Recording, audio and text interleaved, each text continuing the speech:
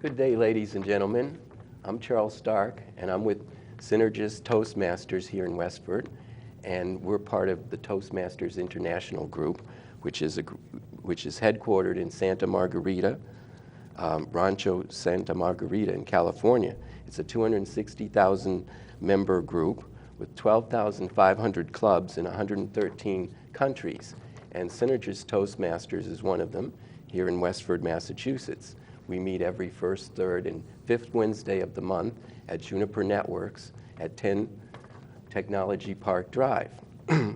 Today I have with me a member of our club, Ernest Schreiber, who's the Vice President of Public Relations, and he's going to give us a speech that he delivered at our club that won him the Humorous Speech Contest a couple of months ago, so that you'll all be able to see an example of a speech that's been developed at Toastmasters.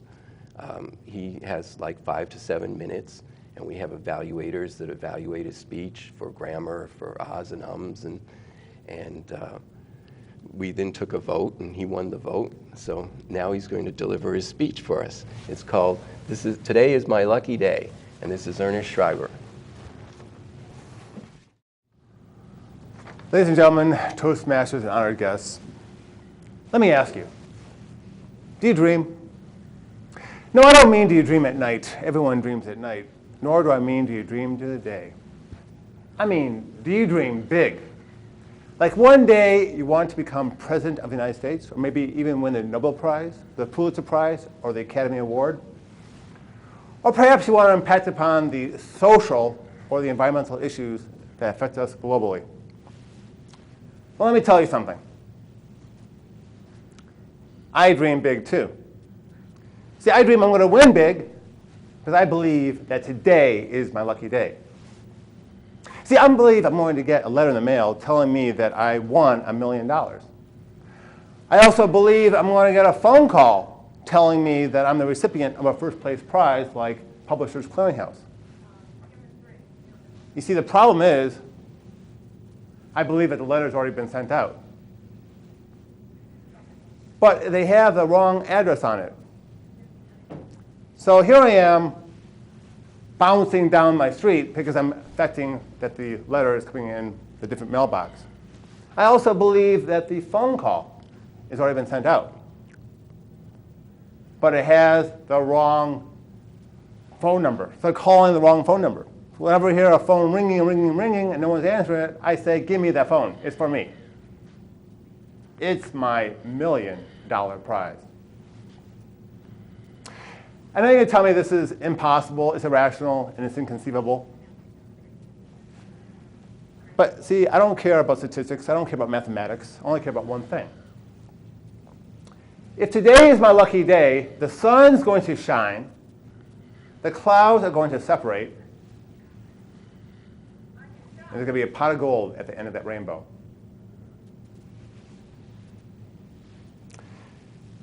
See, I have my 4-leaf clover, my rabbit's foot, my shamrock, and my Lucky Charms all lined up. It's like having one of those infinite bars of gold all lined up. But you're going to tell me it's impossible, it's irrational, and it's inconceivable. But this is what I believe, and let me tell you what happened to me. I was on a plane recently, and I was sitting on the aisle seat. And 2 seats down was a heavy-set, rotund man fast asleep. And on his belly was a phone. And I was watching this phone because whenever he would inhale, the phone would go up, and whenever he would exhale, the phone would go down. And here I was in the aisle seat, and I watched this go on 3 or 4 times. Just ring and ring and ring, and then it would stop. Presumably, it would go into voicemail. And I would watch it go ring and ring and ring, and then it would stop. And this guy, who was fast asleep, would not answer the phone. Well, after the 4th or 5th time, my little voice in my head got a little louder. Answer the phone. It's for you. Well, I had a little trepidation because, as you know, being up 30,000 feet, I don't want to do anything that might cause me to be thrown out with no parachute, or at least get arrested. Well, after the 5th time, I was hearing it ring and ring and ring. The voice in my head got so loud, it said, answer that phone. So I blew in my hand, and I reached over. And I said, luck be a lady tonight. Baby needs a new pair of shoes. And I said, hello? And they said, is this Ernest Schreiber? I couldn't believe it. I'm dancing in circles. I'm waiting for the bathroom door to burst open with baton twirlers, the marching band, the parade, and the elephants. The lights to go on and off like an arcade game, confetti to fall from the ceiling of the plane, and for these explosion of fireworks to engulf the plane in cataclysmic colors. Then the cockpit doors swing open with a beaming, smiling pilot holding my $1 million check. So I waited, and I waited. To the crackling of the sound on the telephone, I finally heard, this is the IRS. You owe us $1 million. I was devastated. Went back to my seat. And as I sat down, I brushed my breast pocket. And inside, I found my lucky charm, my Buddha. And he spoke to me. And he said, follow your dreams. I put my Buddha down, and I said, you know, he's right. Because if I owe the IRS $1 million, that must mean that I won $2 million. So I can't wait for the plane to land. Because when I get home, I'm convinced there'll be a letter in my mailbox that says I won $2 million because today is my lucky day. Thank you, Ernest. Thank you. That was just the way I remembered you giving it before when you won the contest. Okay, Ernest, we're going to talk a little bit about the Synergist Club. We're a club of 30 members, and we meet, as I said, the first Wednesday, the third Wednesday, and if there is a fifth Wednesday of every month at Juniper Networks. How long have you belonged to Synergist? Well, I belong to Synergist now a little bit over 2 years, about 2.5 years. We have about 30 members, and at a typical meeting, we have a humorist who tells a joke, and usually 3 speakers. We meet at lunchtime at 12 noon, so people that work in the area can belong to the club. And we have evaluators evaluating speeches, and we have a grammarian checking for grammar, and so forth. How did you find out about Synergist, and what made you want to become a member of Toastmasters? That's a very good question. I first became knowledgeable of Toastmasters years ago when I first moved to Boston and I was selling computers. And then I walked into a business cold call and the person mentioned Toastmasters. And I thought it was almost an affront to me, but then I realized after many years, that was like a back in my memory, always about Toastmasters. Then I started this job a few years ago in Woburn, and they began a club, but that club was never went far enough to get certification, but that's when I began. But then a few years ago, I was working in Westford, and I looked on the internet, and I found the Synergist, and that definitely began to develop me as a Toastmaster. Now, how did you go about developing the speech that you just gave? Did you have to memorize the whole thing, or did you write it out? Or how did you prepare and practice it? Did you practice in front of a mirror? What did you do to prepare? Well, I did write the whole speech myself, and it's basically a takeoff of a joke that I developed. And basically, all my speeches that I give at Toastmasters is memorized. I don't like to use any notes. I don't like to have any type of aids. I like to develop my mind and my skills at memorization. So it's a kind of a talent. And I put myself a lot more pressure. But you're right, it's basically a self-created speech that I've developed over time, and I'm trying to make it funny. How do you think these type skills would benefit somebody in real life, in the real world? Well, that's a very good question, Charles. The bottom line is that Toastmasters in general enables people to overcome their public speaking fears, but the fears of public speaking actually go way beyond that. The fears of a person of all areas of one's life are eradicated if someone speaks. Because public speaking's fear is the same kind of fears people feel in other areas of their life. So once you overcome that one fear, you will see how yourself is improved immeasurably. So you've been in a few contests, haven't you? That's right. What other contests have you been in? Well, I've been in international speech contests, another humorous speech contest, and I won first place and went beyond that. But the speech contests themselves is a different type of way of public speaking. It requires a person to get in front of an audience of 50 to 100 people and speak independently about a speech that they memorized.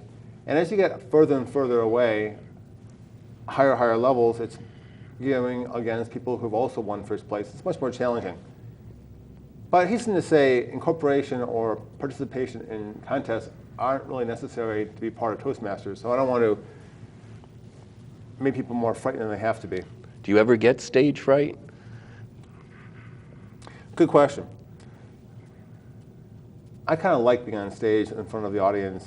And the fact of the matter is that when you're on the stage with no podium, nothing to hide behind, all your self-perceptions or your feelings of self-doubt percolate to the top.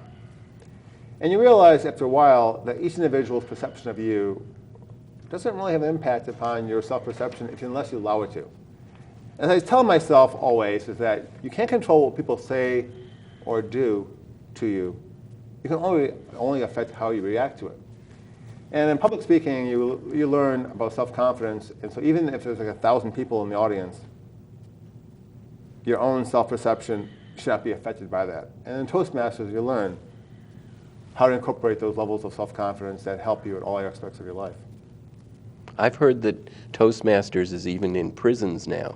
Do you know anything about the Toastmaster groups that are in prisons? It's very funny they should ask me that question, because one of the benefits of Toastmasters, I find, is that we have a way of impacting people who are in prison. Now, I went to a maximum security prison in Shirley, and it's interesting to look at the people, how much value they find in being Toastmasters. Even though that they're incarcerated in prison, there's a difficulty of them understanding the value, the power, and energy of the words that they speak. Hasten to say, it'd be more beneficial if they learn these value, power, and energy of the words prior to committing these acts that allowed them to be ending up in prison. But interestingly enough, there are people who are quite intelligent, at least at a certain level in prison. And in Shirley Maximum, some of these people have committed crimes that will be forcing them to be in prison for the rest of their life. So I went up there one time, and I had to do public speaking for 30 minutes, completely with no-nose extemporaneous speech.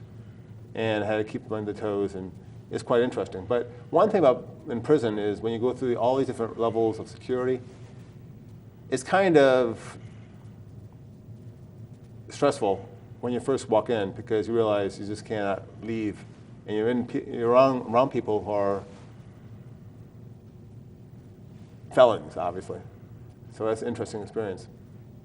You were talking to me earlier today about the difference between locally and globally having an impact from the skills that people learn, whether in prison or not, from Toastmasters. Would you like to elaborate on that? Well, as a public speaker, we understand that the value, power, and energy of the words that we speak help us as individuals create more confidence and more power in our own self. But we realize that, for example, thousands of years ago, when Julius Caesar was stabbed by Brutus, and the words that he spoke, et tu, Brute, still the estrogen is still emanating in the breath that we take today. So if you look at the benefits of public speaking, one thing is the mitigation of violence, because when we express a word, the word has pain, or has a connotation or a kind of expression that you learn that the recipient of the word can appreciate. So instead of being violent and cause or force someone to pay attention to you, you can affect them through the careful words that you are trying to express. So in so doing, in actuality, we have a chance today, by learning public speaking, that we can affect history for thousands of years. Now, that would be a very abstract thought. But interestingly enough, if you look at the animal kingdom, they have a more of a linear approach to communication.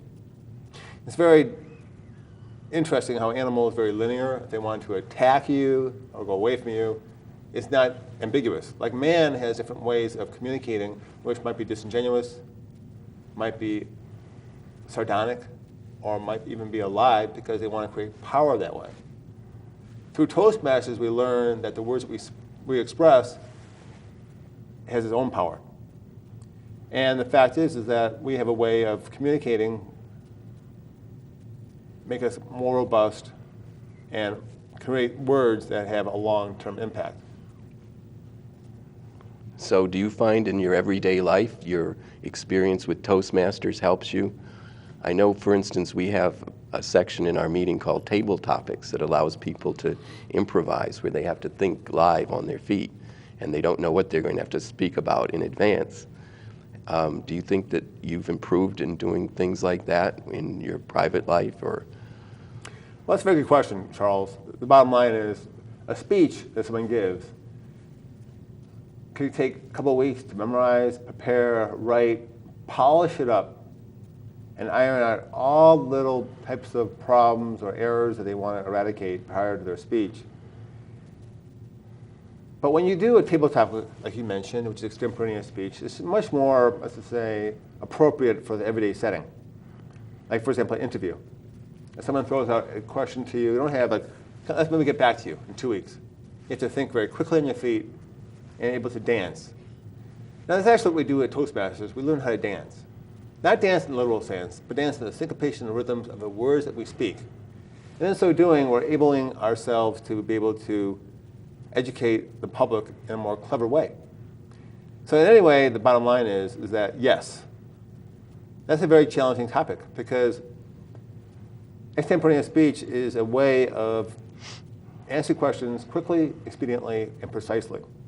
And let me leave you with one other idea. When you give a speech, the first objective is for you to overcome your nervousness and overcome your fears and do well with articulation and passion. But the most important thing is to leave words that the person who receives these words will never forget. And they also pass on these words to the next person and pass on these ideas to change knowledge into wisdom. Thank you very much. That's a good question. And Yes. Okay.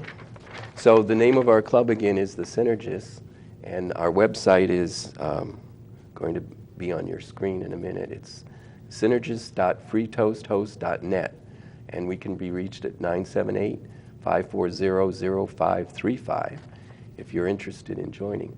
We have a Competent Communicator award that we give after 10 speeches, and they're 5 to 7 minutes of original speeches like Ernie gave, and they have different objectives. Some of the speeches show that you did research, or some of them have different objectives to them. And Ernie's speeches all seem to be in his head, memorized. He doesn't have to use any notes like I'm here using now. But Ernie has something he wants to say. I'll give the floor to you again. well, in closing, we're looking at human migration or animal migration. We're looking at the 5 aspects. We have linearity, persistence, specialized store and stop behaviors, stored energies, and most important thing is undistractibility.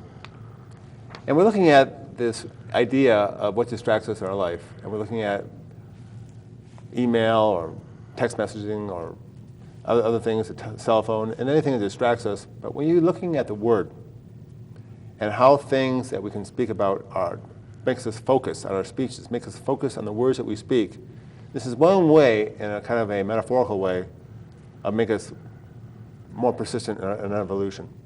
and make us higher beings. So in so doing, we make our truth permeate the world. And that's one of the benefits of being part of Toastmasters. You've evolved more, huh? Exactly. Into a higher species. Well, I've evolved in my speech. I've evolved as a person, and hopefully that will allow us as a species to evolve to a higher level too. That sounds like a good idea. Okay, so I guess that concludes our meeting for today, unless you have something else you want to add, Ernie, before we go. Well, I just think it's very good questions you asked me, Charles, and I think that we can, as Toastmasters, help pass on the word of truth. As you always know, the word of truth comes with different definitions. Are we able to express ourselves without question or concern about ethics? So with Toastmasters, the word of truth comes out with a bigger and more powerful robustness. I'd like to thank you for your very profound questions, Charles. You're welcome. And I think we came across very well. And I hope people who watch this show will come to Toastmasters and learn how they themselves can be changed and enhanced. There's a website, toastmasters.org, that you can check out to find the location of a group nearest you if Westford's not convenient. We have about 3 groups in Westford alone that meet at different times and dates. That's right. So there should be a group near you that's at a convenient time and place. And once again, I'll say it, toastmasters.org. And you put in your location, and it gives you a whole list of all the groups that are within a radius of you.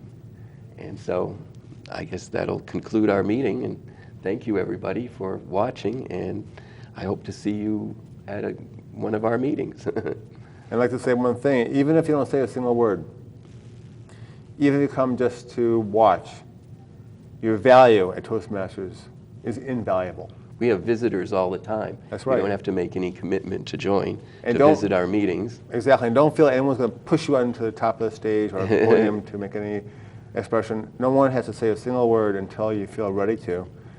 But as a recipient of these words, your presence is invaluable because people have to hear, and as you mentioned in the very beginning, the evaluation of people's speeches is just as important as the people who do speak. Yes, that's important, because getting being evaluated, you get feedback on what you're doing wrong. And without that, you can't improve and go to the next level if you don't know what you're doing wrong. I mean, I, for instance, was unaware of all the ahs and ums I was using until someone was there counting them and making little tick marks. It's very true, because as a recipient of the words, sometimes you don't understand or really appreciate how you sound. The mirror of yourself is always kind of cloudy. But when you have people in the audience who are giving you feedback with, not to be negative or pejorative, they just want to help to assist you. That's the idea. So they will tell you small things that you have to be aware of, and that's what Toastmasters is all about. So I recommend anyone who wants to embark upon this self-improvement.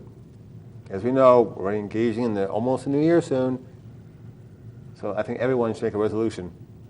We're a nonprofit educational organization, and it costs very little to join. The membership works out to something like $4.50 a month.